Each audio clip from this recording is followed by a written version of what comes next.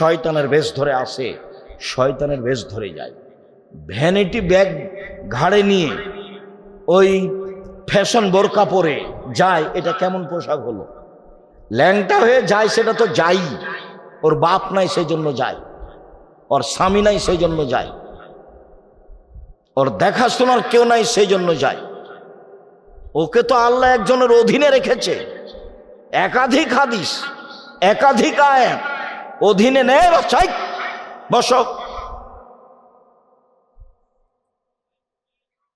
সম্মানিত দিনী ভাই বোন, রাসূল সাল্লাল্লাহু আলাইহি ওয়াসাল্লাম একদা বলছেন, তোমাদের কি হবে, যুগের কি হবে, তোমাদের কি হবে, যুগের কি হবে।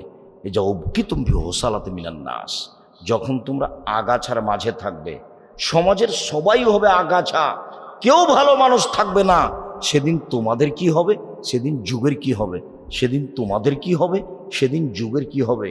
আমানতদারি বলে কোনো জিনিসই থাকবে না, মতবিরোধ বেড়ে যাবে, কেউ কাউকে মানবে না। দেখো দেখো দেখো মতবিরোধ কিভাবে মানুষের মধ্যে বাড়বে। ডান হাতের আঙ্গুল বাম হাতের আঙ্গুলের মধ্যে ঢোকালেন, মতবিরোধ মানুষের মাঝে এইভাবে ঢুকে যাবে, কেউ কাউকে মানবে না। তখন তোমাদের কি হবে, যুগের কি হবে, তোমাদের কি হবে, যুগের কি হবে। বলেন কি হবে, আপনি বলেন কি করতে হবে, আপনি বলেন। তখন বলছেন, শোনো, আলজেম লেসানাক, মুখখান বন্ধ রেখো, বাস, পরিস্থিতি যতই জটিল হোক। দুই, আলজেম বাইতাক, বাড়িতে থাকিও, বাড়ি থেকে বের হবে না জরুরি প্রয়োজন ছাড়া। তখন সাহাবীগণ বলছেন, আল্লাহর নবী, যে কারণে আমি বাড়িতে আছি, কেউ যদি এসে আমাকে বাড়িতে মারে, কেউ যদি আমার বাড়িতে এসে বদনাম করে, বাড়িতে এসে আমাকে মারে, আমি কি করব? আপনি যে বলছেন যে মুখটা বন্ধ রেখো, বাড়িতে থাকো, তো কেউ যদি আমার বাড়িতে এসে আমাকে মারে, তাহলে আমি কি করব? তখন আল্লাহ রসুল বলছেন, শোনো শোনো শোনো, ওই সময় আদমের দুই ছেলের ভালোটার মতো হবা। আদমের দুই ছেলের কোনটার মতো হতে হবে? ভালোটা। কাবিল বলল, হাবিল তোকে আমি হত্যা করব।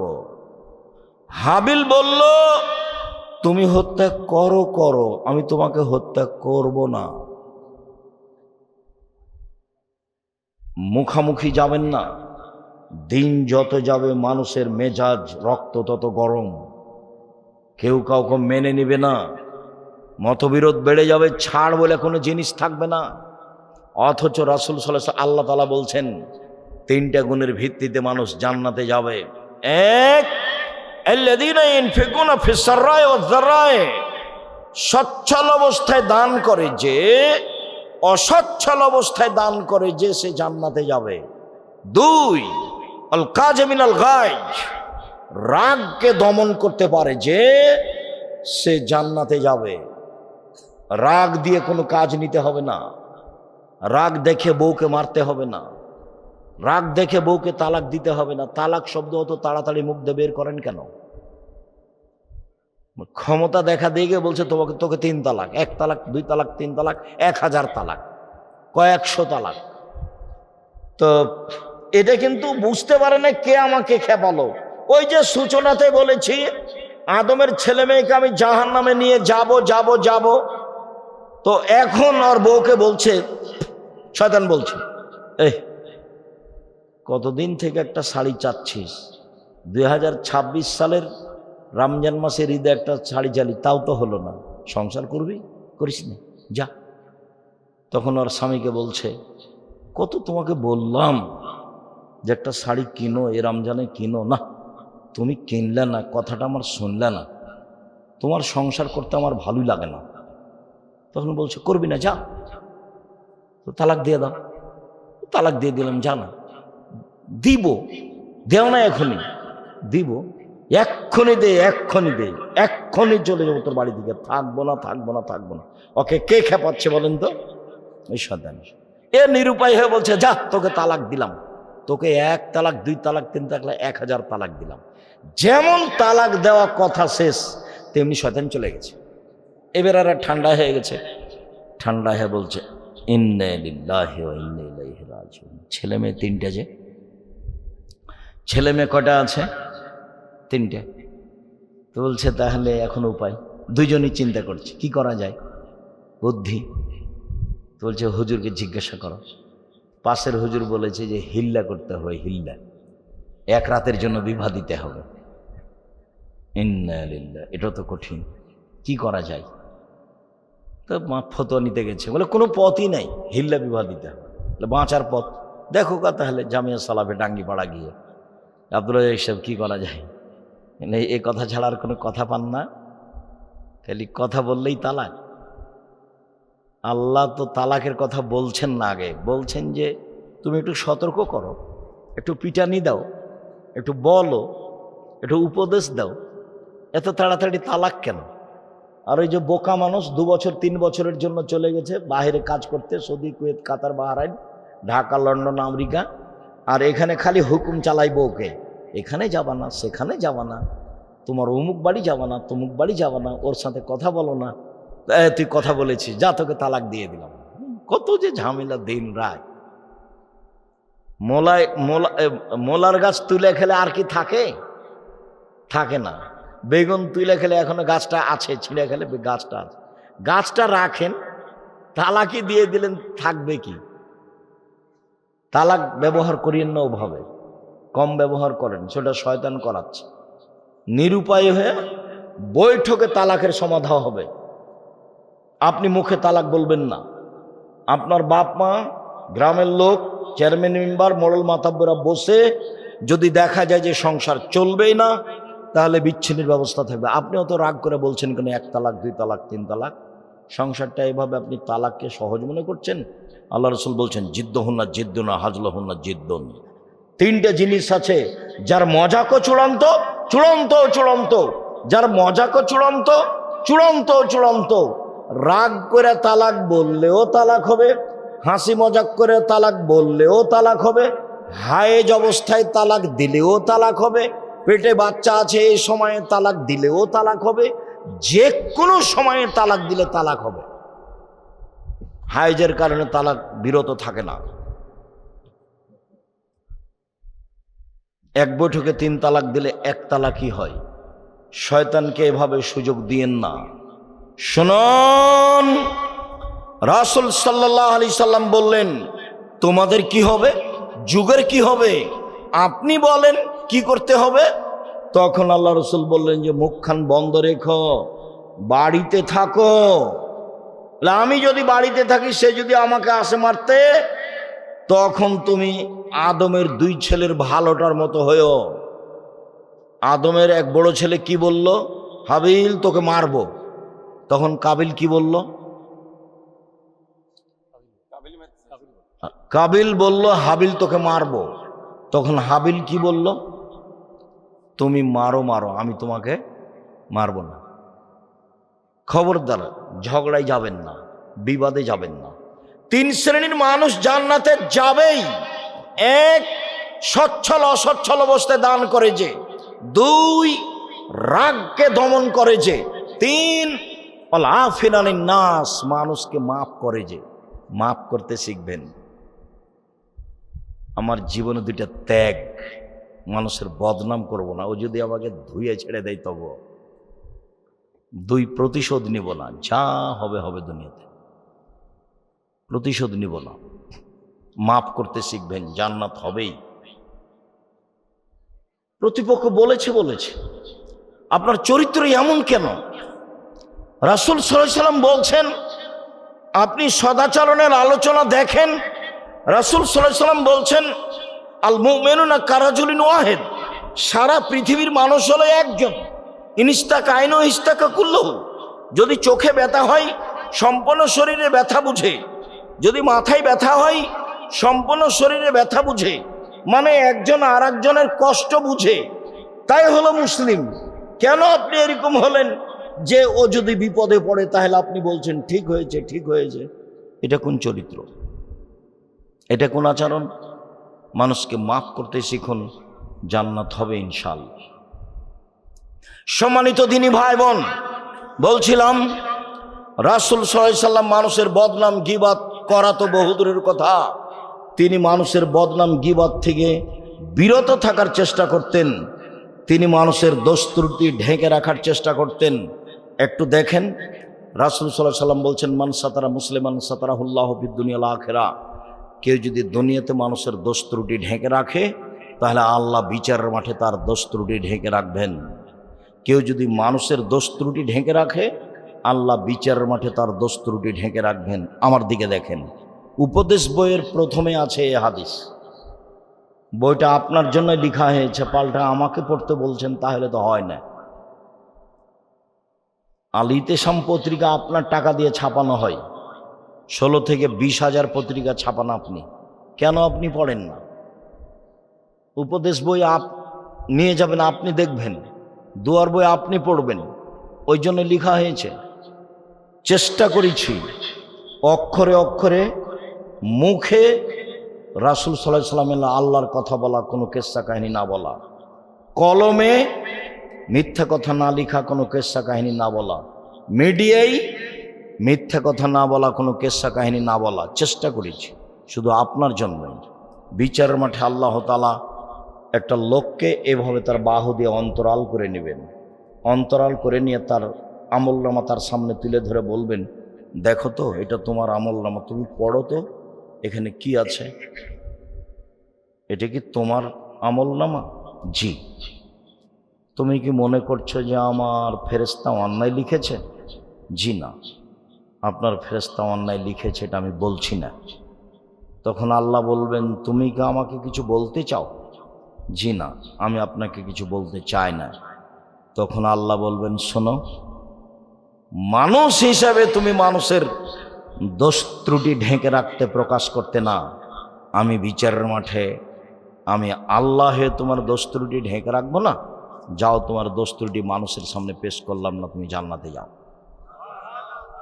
আর আপনি সাংবাদিকতার চাকরি নিয়েছেন, মানে মানুষের দোষ ত্রুটি কি করা, তলিয়ে তলিয়ে দেখে পেপার পত্রিকা দেওয়া, ভিক্ষা করে খাওয়া ভালো। এই পথ আপনাকে কে বাছাই করতে বলল? আমি বলিনি কোনোদিন। মানুষের দোষ ত্রুটি আপনাকে এরকমভাবে প্রকাশ করতে ভালো লাগে কেন? 1 মিনিট। একজন সাহাবী এসে বলছেন আল্লাহর নবীকে, ইয়া রাসূলুল্লাহ, তাহেরনি, আমাকে পবিত্র করুন। তখন আল্লাহ রাসূল বলছেন, ইরজে, বাড়ি ফিরে যাও, আস্তাগফিরুল্লাহ, আল্লাহর নিকটে ক্ষমা চাও, অতুব ইলাইহি, তুমি তওবা করো, তোমার পাপ ক্ষমা হয়ে যাবে। লোকটি চলে গেল। একটু গিয়ে আবার ফিরে এসে বলছে, আল্লাহ রাসূল, আমাকে পবিত্র করুন। তখন আল্লাহ রাসূল বললেন, বাড়ি ফিরে যাও, ক্ষমা চাও, তওবা করো, পাপ ক্ষমা হবে। তাহলে আল্লাহ রাসূল বুঝতে পেরেছেন পাপ বড় আছে, কিন্তু জিজ্ঞাসা করছেন না যে কেন তোমাকে পবিত্র করব। চলে গেল। একটু পরে আবার এসে বলছে, আল্লাহ রাসূল, আমাকে পবিত্র করেন। আল্লাহ রাসূল বললেন যে বাড়ি ফিরে যাও, আল্লাহর কাছে ক্ষমা চাও, তওবা করো, পাপ ক্ষমা হয়ে যাবে। লোকটি চলে গেল। একটু গিয়ে আবার ফিরে এসেছে। চতুর্থবার যখন ফিরে এসেছে, তখন আল্লাহ রাসূল বলছেন, আবেহি জনন, লোকটা কি পাগল? আমি তো চলে যেতে বলছি, যায় না কেন?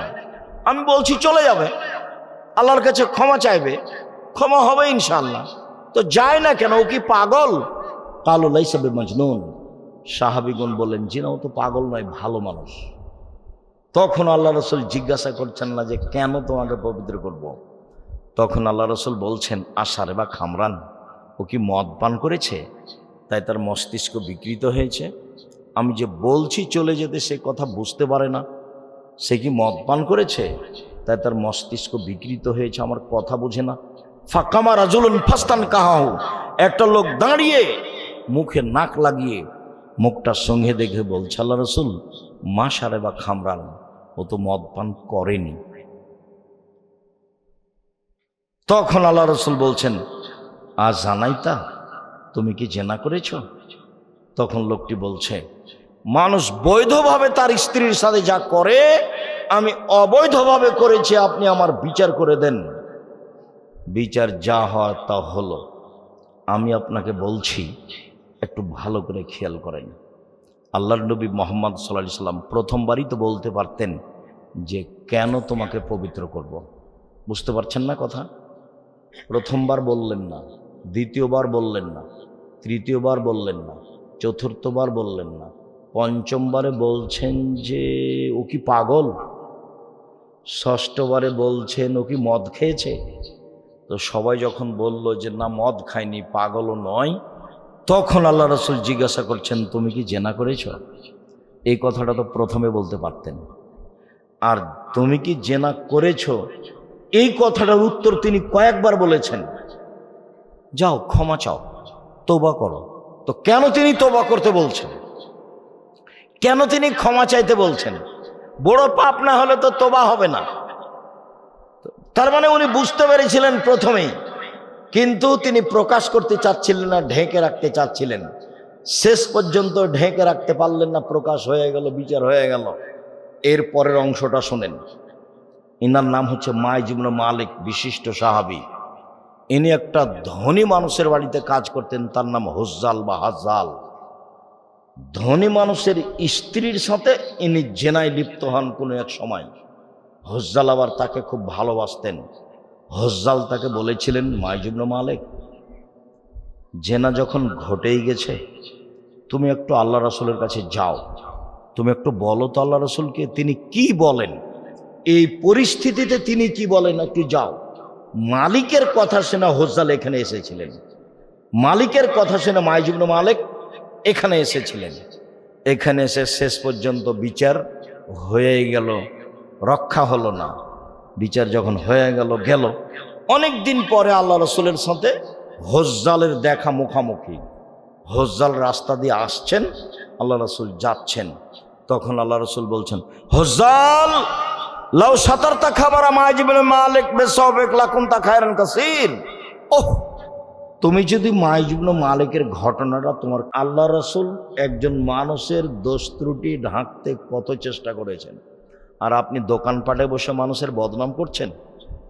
তাহাজ্জুদ পড়ে জান্নাত কিনতে চান, হজ করে জান্নাত কিনতে চান, এই হিসাব ত্যাগ করেন, 5 ওয়াক্ত সালাত আদায় করেন, হালাল রুজি উপার্জন করেন, কোরআন তেলাওয়াত করেন, আড্ডা পিটা থেকে বিরত থাকেন, জান্নাত হবে ইনশাআল্লাহ।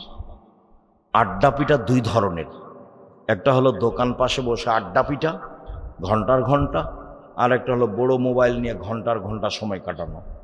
এই আড্ডা পিটা হারাম। 5 ওয়াক্ত সালাত, হালাল রুজি, কোরআন তেলাওয়াত, আড্ডা পিটা হারাম, জান্নাত হবে ইনশাআল্লাহ। উপার্জন দিনমজুরি, না হয় চাকরি, না হয় জমি চাষ, না হয় ব্যবসা, ছোট থেকে ছোট, বড় থেকে বড়। ব্যবসার তিনি অনেক সম্মান করেছেন। কিছু বলছিলেন?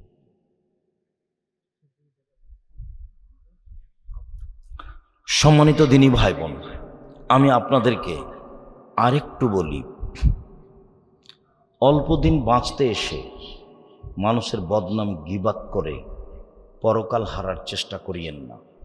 যত নিজেকে সংযম করে রাখবেন, খাটো করে রাখবেন, তত বেঁচে থাকা সহজ হবে। উকবা ইবনে আমির রাদিয়াল্লাহু তাআলা আনহু বলেন, রাসূল সাল্লাল্লাহু আলাইহি সাল্লামকে জিজ্ঞাসা করা হলো, মান নাজাত, বাঁচার পথ কি? আল্লাহর নবী, জাহান্নাম থেকে বাঁচার পথ কি?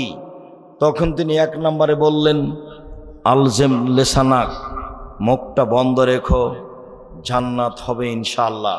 2, অলিয়াসা বাইতুক, বাড়িকে প্রশস্ত রাখো, জরুরি প্রয়োজন ছাড়া বাড়ির বাইরে যাবা না।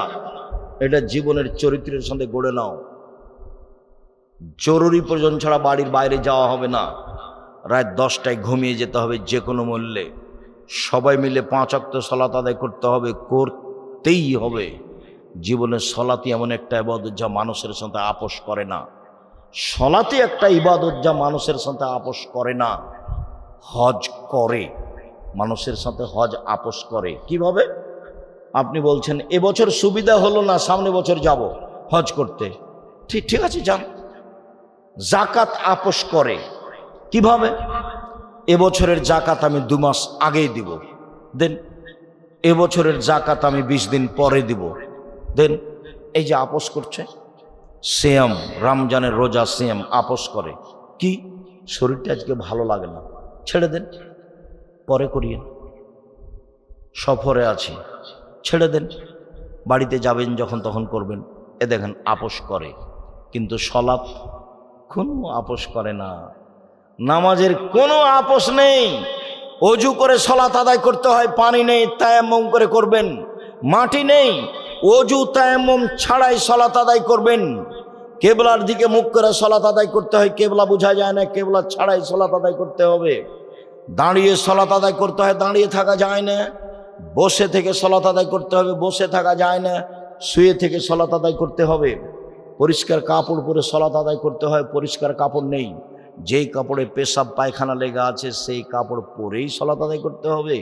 পরিষ্কার ও অপরিষ্কার কোনো কাপড়ই নেই, উলঙ্গ অবস্থায় আছেন, এই সময়ও তাকে সলাত আদায় করতে হবে।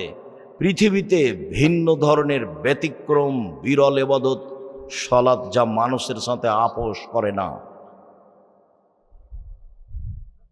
সলাত আদায় না করলে মানুষ মুসলমান থাকে না। সেই কালে ইমাম আহমদ ইবনে হাম্বল বলেছেন, অলসতা করে এক ওয়াক্ত নামাজ ছেড়ে দিলে তাকে হত্যা করতে হবে। ইমাম আবু হানিফা রাহিমাহুল্লাহ বলেছেন, অলসতা করে এক ওয়াক্ত সলাত ছেড়ে দিলে জেলখানায় বন্দি করে পিটিয়ে সলাত আদায় করাতে হবে। আরবি বিদ্বানগণ এখন বলেন, স্বামী সলাত আদায় করে, স্ত্রী করে না, স্ত্রী করে না, করে স্বামী করে না, তখন বিবাহ বিচ্ছিন্ন হয়ে গেছে, বিবাহ নেই, চেয়ারম্যান মেম্বার লাগে না, খাতা কলম লাগে না, বিবাহ এমনিতেই চলে গেছে। তারা আরো বলছে, এইরকম ব্যক্তি মারা গেলে তার জানাজা হবে না। শুধু কি জানাজা হবে না, বলছে যে এরকম ব্যক্তির কবর মুসলমানের কবরস্থানে দেওয়া হবে না, ওর লাশকে হিন্দুদের শ্মশান ঘাটে ফেলে দিতে হবে। তার নাম সলাত। পৃথিবীর ব্যতিক্রম ইবাদত সলাত, এর সাথে আপোষ করবেন না। ছেলে মেয়ে, আহাল পরিবার সবাই মিলে যে কোনো মূল্যে, যে কোনো অবস্থাতে সলাত আদায় করতেই হবে, এই মনে করে জরুরিভাবে সলাত আদায় করবেন। হালাল রুজির প্রাণপণে চেষ্টা করবেন। জরুরি প্রয়োজন ছাড়া বাড়ির বাইরে যাবেন না। রাত 10টায় ঘুমিয়ে যাবেন, রাত 3টায় উঠবেন, সুন্দর করে অজু করবেন, অন্তত 2 রাকাত সলাত আদায় করবেন। আপনি 2 রাকাত আর আপনার স্ত্রী 2 রাকাত। তাহলে আপনাদের নামটা যারা খুব বেশি ইবাদত করে ওদের তালিকায় লিখে দেওয়া হবে। বেশি না পারলে অন্তত 2 রাকাত। তারপরে হাত তুলে দোয়া করবেন। হাত তুলে দোয়া করে আগে ইসমে আজম পড়বেন, দরুদে ইব্রাহিম পড়বেন। তারপরে নিজের কথা বলেন, কি চান, ক্ষমা চান। তারপরে বলেন, আল্লাহ আমার বাপ মাকে ক্ষমা করো। তারপরে বলেন, আমার ছেলে মেয়েকে কবুল করো। তারপরে বলেন, জমি জায়গা, আহাল পরিবার, বাড়িঘর কিছু চান। মুখখান বন্ধ করে থাকেন কেন? আল্লাহ নেমে এসেছেন প্রথম আকাশে, উঠার জন্য নিজেকে জরুরি মনে করবেন। আল্লাহ রাসূল বলছেন, আলাইকুম বিকিয়ামিল লাইল ফান্নাহু দাবুস সালিহিনা মান কানা কাবলাকুম। পৃথিবীর মানুষ, রাতে উঠে তোমাদের জন্য ইবাদত করা জরুরি। এটা হচ্ছে অতীতের পরহেজগার নবী রাসূলের কাজ। অতীতের নবী রাসূল, সিদ্দিক, সোহদা, সালেহ, পরহেজগার মানুষেরা রাতে উঠে ওযু করে সালাত আদায় করে আল্লাহকে ডাকতো। তোমরা কোন শরমে ঘুমিয়ে আছো? কেন ঘুমিয়ে আছো? উঠো, অজু করো সুন্দর করে। অজু এমন জিনিস, অজু করলে পাপ মিটে যায়, মান বেড়ে যায়। অজু করলে পাপ মিটে যায়, মান বেড়ে যায়। আল্লাহ রাসূল বলছেন, শোনো, আমি তোমাদের এমন একটা কথা বলে দিব না যাতে পাপ মিটে যাবে, মান বেড়ে যাবে। বলেন তো সেটা কি? সুন্দর করে অজু করলে পাপ মিটে যায়, মান বেড়ে যায়। পায়ে হেঁটে মসজিদে গেলে পাপ মিটে যায়, মান বেড়ে যায়। সলাতের পরে বসে বসে জিকির আজকার তাসবিহ তাহলিল করলে পাপ মিটে যায়, মান বেড়ে যায়। পাপ মিটে যায়, মান বেড়ে যায়। তারপর লোকটি হয়ে যায় সেই দিনের মতো যেদিন তার মাতাকে জন্ম দিয়েছে। তারপর লোকটি হয়ে যায় সেই দিনের মতো যেদিন তার মাতাকে জন্ম দিয়েছে, নিষ্পাপ হয়ে যায়। সুন্দর করে অজু করলে, পায়ে হেঁটে মসজিদে গেলে, সলাতের পরে জিকির আজকার করলে পাপ মিটে যায়, মান বেড়ে যায়, পাপ মিটে যায়, মান বেড়ে যায়। লোকটি হয়ে যায় সেই দিনের মতো যেদিন তার মাতাকে জন্ম দিয়েছে। রাসূল বললেন, তোমার এখন মরে যাওয়া ভালো, তোমার এখন বেঁচে থাকা ভালো। সুন্দর করে অজু করেছো, পায়ে হেঁটে মসজিদে এসেছো, সালাত আদায় করে জিকির আজকার তাসবিহ পড়েছো। এখন তোমার মরে যাওয়া ভালো, এখন তোমার বেঁচে থাকা ভালো। এখন তোমার মরে যাওয়া ভালো, এখন তোমার বেঁচে থাকা ভালো। এখন তোমার উভয়টাই ভালো। সুন্দর করে অজু করেছো, পায়ে হেঁটে মসজিদে এসেছো, সালাতের পরে জিকির আজকার করেছো। সুন্দর করে অজু করে 2 রাকাত সালাত আদায় করে আল্লাহর কাছে হাত তুলে নিজের কথা বলবেন, বাপ মায়ের কথা বলবেন, আহাল পরিবার ছেলে মেয়ের কথা বলবেন, জমি জায়গা গাড়ি বাড়ির কথা বলবেন। লম্বা সময় ধরে আল্লাহর কাছে কান্নাকাটি করবেন। প্রথমে ইসমে আজম, তারপর দুরুদে ইব্রাহিম, তারপর নিজের কথা, দেশের জন্য কল্যাণ চাইবেন। আর আল্লাহ সর্বশক্তিমান, পৃথিবীতে যত যুদ্ধবিঘ্ন, অন্যায় অবিচার জুলুম, আল্লাহ তুমি বন্ধ করতে পারো, তুমি সর্বশক্তিমান, তুমি এগুলো বন্ধ করো। দেশে যেন দুর্ভিক্ষ না আসে, মানুষ যেন বিপদে না পড়ে, তুমি এগুলো থেকে বাঁচাও। জাতির জন্য, দেশের জন্য, নিজের জন্য আল্লাহর কাছে কিছু চাইতে শিখেন। রাসূল সাল্লাল্লাহু আলাইহি সাল্লাম বললেন, সঙ্গী সাথী বলতে পারো মানুষকে পিছন দিক থেকে ধাক্কা মেরে জাহান্নামে নিক্ষেপ করে কি? সঙ্গী সাথী বলতে পারো মানুষকে পিছন দিক থেকে ধাক্কা মেরে জাহান্নামে নিক্ষেপ করে কি? এই কথা বলতে বলতেই ফাঁকা জালেসানাহু, আল্লাহ রাসূল জিহ্বাটা ধরে নিয়েছেন। দেখো, জিহ্বা মানুষকে পিছন দিক থেকে ধাক্কা মেরে জাহান্নামে নিক্ষেপ করে। সাবধান, মুখ ব্যবহার করবেন না, দোকানপাটে বসবেন না, যারা যেখানে গল্প করছে সেখানে যাবেন না। নিজের মতো চলবেন, নিজের মতো খাবেন, নিজের মতো হালাল রুজি উপার্জন করবেন।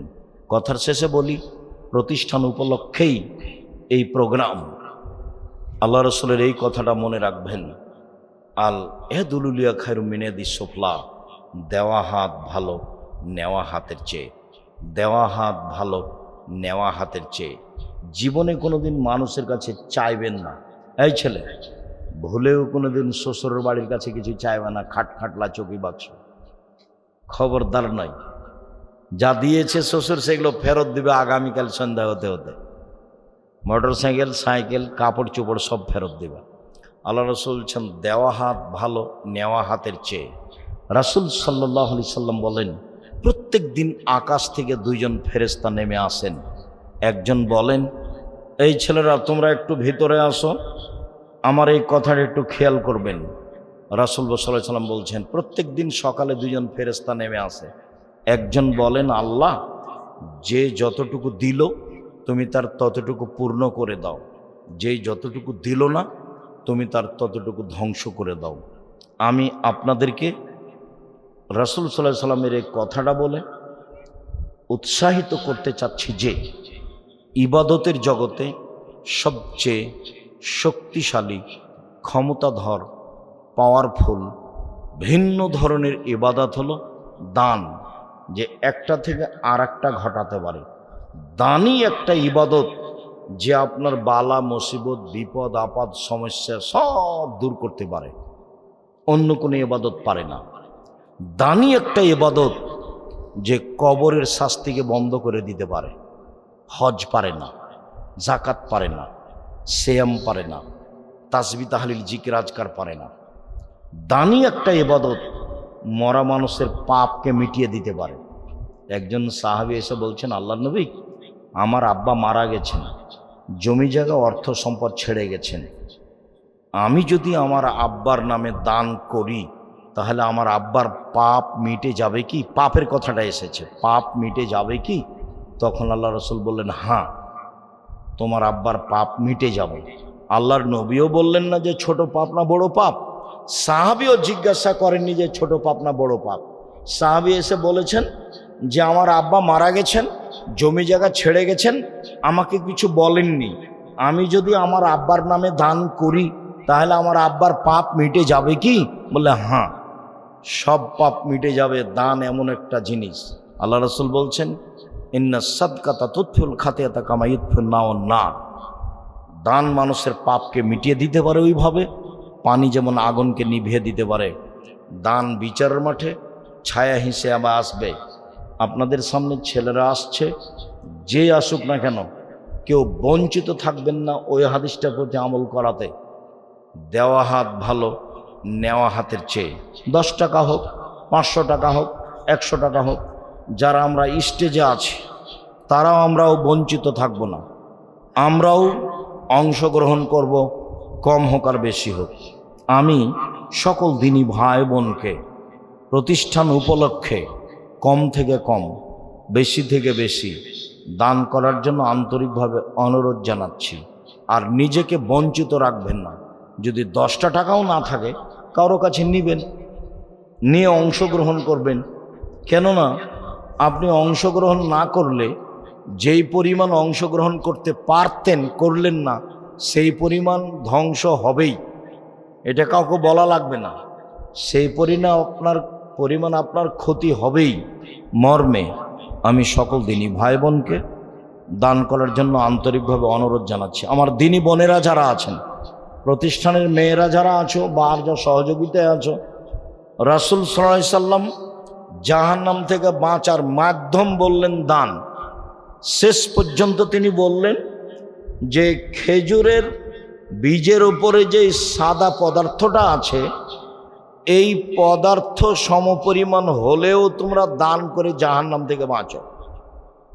আর মহিলাদেরকে বললেন তোমাদের হাতে যদি কোনো টাকা পয়সা না থাকে, অলাও বে হলিয়ে কন্যা, তোমাদের গায়ের যে গয়না আছে, হাতের যে গয়না আছে, গলার যে গয়না আছে, কানের যে গয়না আছে, এইটা দান করে হলেও তোমরা জাহান্নাম থেকে বাঁচো। রাসূল সাল্লাল্লাহু আলাইহি ওয়াসাল্লাম এই আদেশ করেছিলেন। মর্মে আমি সকল দিনই ভাই বোনকে আন্তরিকভাবে আল্লাহকে সন্তুষ্ট করার জন্য দান করার ব্যাপারে আন্তরিকভাবে অনুরোধ জানাচ্ছি। বলছি অবশ্যই কম থেকে কম, বেশি থেকে বেশি দানে অংশগ্রহণ করবেন। আজকের আলোচনা অবশ্যই মূল্যায়ন করার চেষ্টা করবেন। যেখানে সেখানে বসবেন না, যার তার সাথে কথা বলতে যাবেন না। নিজে রুজি নিজের মতো উপার্জন করবেন, মানুষের বদনাম গিবাতে অংশগ্রহণ করবেন না।